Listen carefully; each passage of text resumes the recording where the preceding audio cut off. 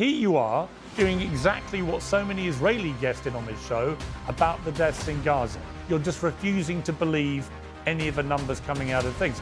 First of all, you said nothing about the hundreds of children that were killed on January 8th and January 9th by the regime. And second of all, where did you get that number from? The only people who have confirmed that number is the regime. Don't speak for me. Don't put words in my mouth. You said it. No, I actually remember very well. Sorry, I'm actually talking. You don't know what I had to say about it. 30,000 people were killed. I heard it from your mouth. So what about the slaughter of thousands of protesters, including many completely innocent civilians on the streets of Iran? There's no evidence that 30,000 people were killed. Show me the evidence. There it is. There it is. How many do you think were killed? Where is the evidence, Elika?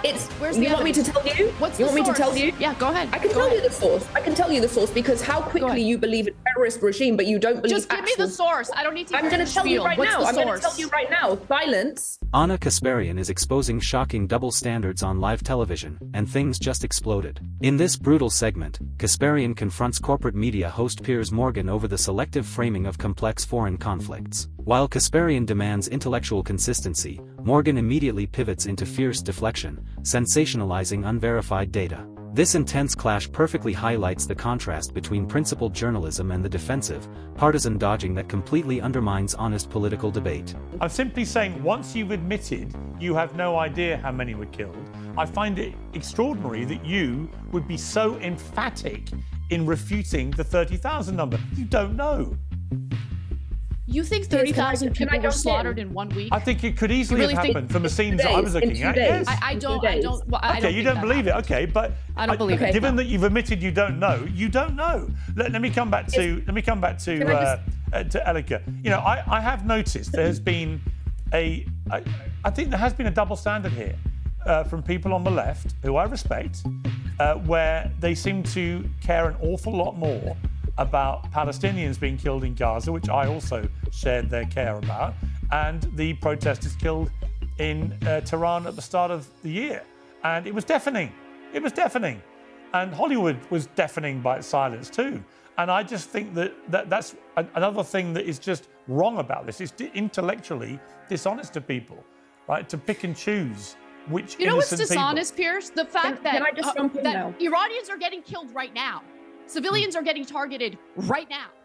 This war began, okay, with 175 people getting slaughtered at an elementary school? Elika, you got anything to say about that? Do your people feel liberated? Yeah, I do, actually. You don't live in Iran? You've never lived in Iran. And you have the audacity to talk about this as if it's the liberation of the Iranian people as they're getting killed, as their hospitals are being bombed, as healthcare workers are being killed. Disgusting. Right. Go ahead. Let Elika respond. Okay. Let Elika respond. I'm not going to shut up. You talk about, well, you let her respond because you asked me to stop her interrupting you. So I'm now saying to you, okay, Anna, go ahead, Elika. let her speak. Please go ahead. When you talk about the Hamas-run Gaza Health Ministry, you say their numbers have historically been accurate. Well, did they ever separate civilians from Oh, good. Insults, that's good. Did they ever separate civilians from combatants? They didn't. And in the end, we discovered that that number did include many combatants, okay? The idea so that's did, the first actually. Thing.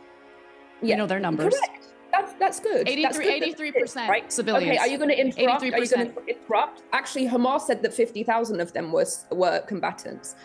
Regardless, you are quick to trust the Hamas-run health ministry, which just shows who you trust, right? Which is terrorist regimes. Second of all, you sat there just right now and said 178 school children were killed.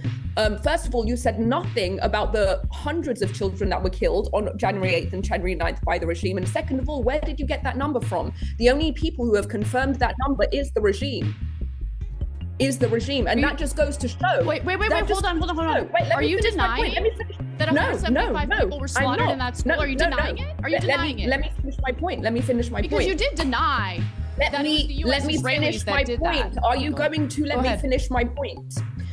There absolutely were children killed in that strike. How many? We don't know, because the only people who have confirmed it is the regime. Yeah, but again, Elika, okay, well, now let me, Elika, hang on. Let me finish. Let me jump in there. No, because you're now doing exactly. Sorry, no, I'm not. You're now. If you let me, Piers, if you let me finish my point, we know how many children were killed. We know how many were at the school. The core argument reaches a boiling point when activist Elika Laban cites thousands of uncorroborated deaths. Kasparian aggressively demands sources, but Lubon completely dodges, weakly telling her to just Google it. However, Kasparian quickly takes dominance, landing heavy-hitting points that expose her opponent's blatant bias. She effectively traps them by highlighting how they selectively weaponize international numbers for narrative convenience while ignoring actual evidentiary proof, exposing massive intellectual dishonesty mid-debate. What about the slaughter of thousands of protesters, including many completely innocent civilians on the streets of Iran in January, for example? Because the noise from the left, I have to say, was pretty... I'm not accusing you, and I don't know what you both said about it at the time. You can enlighten me. They said nothing. But there was a deafening... Oh, I'll tell you what I said. Well, hang on. There was a Don't speak for me. Don't put words in my mouth. You said it. No, I actually remember very well. Sorry, I'm actually talking... You don't know what I had to say about it. 30,000 people were killed. I heard it from your mouth. Okay. There's no evidence that 30,000 people were killed. Show me the evidence. There it is. There it is. How many do you think were killed? Where is the evidence, Elika? Where's the evidence? You want me to tell you? What's the source? You want me to tell you? Yeah, go ahead. I can tell you the source. I can tell you the source because how quickly you believe in terrorist regime, but you don't believe. Just give me the source. I don't need to. I'm going to tell you right now. I'm going to tell you right now. Silence, and I'm going to tell you. Every single hospital in every single city in Iran gave a tally of how many corpses were in their beds. In total, that amounted to 36,500 people, and that didn't include the people that were slaughtered. What source compiled those numbers? The hospitals. The hospitals. Every hospital? Okay, so you yourself talked to every single hospital? I saw the list. I saw the list of every hospital with every number. You saw the list. Google it. Who published the list? Who published the list? It's everywhere. Human rights organizations. You should know the source. You should memorize that. I'm telling you. But you know what's interesting? Okay, hang on. You know what's interesting, Anna?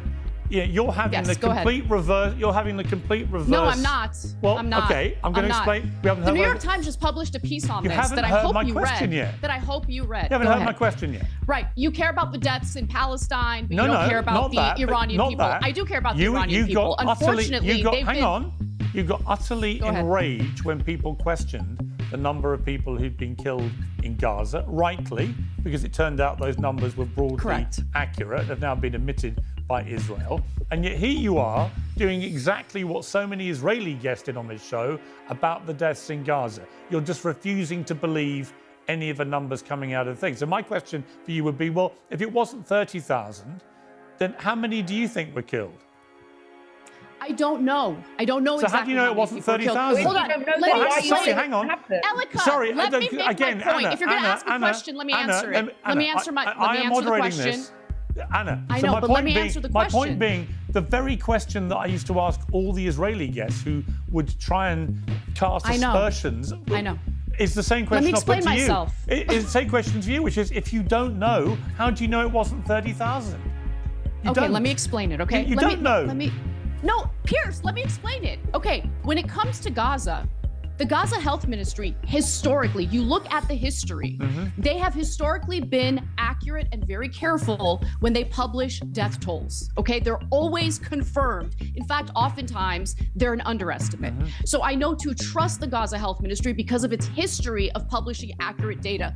In the case of Iran, we know a few things. We know because so many American former government officials and current government officials and the Israeli media were literally bragging about putting Mossad on the ground, arming people. And that's why so many of the law enforcement or police officers, security forces in Iran were also killed. Okay, there's a lot of disinformation coming out, and there are different sources publishing different information about the death toll, which is why I don't know. I have not found a source that I fully trust and yet you that's giving me accurate data. No, but Anna, again, I would use the same questioning I did to people about Gaza. How many of them were killed by Mossad operatives? How many of them were actually killed by the I'm not asking you that. No.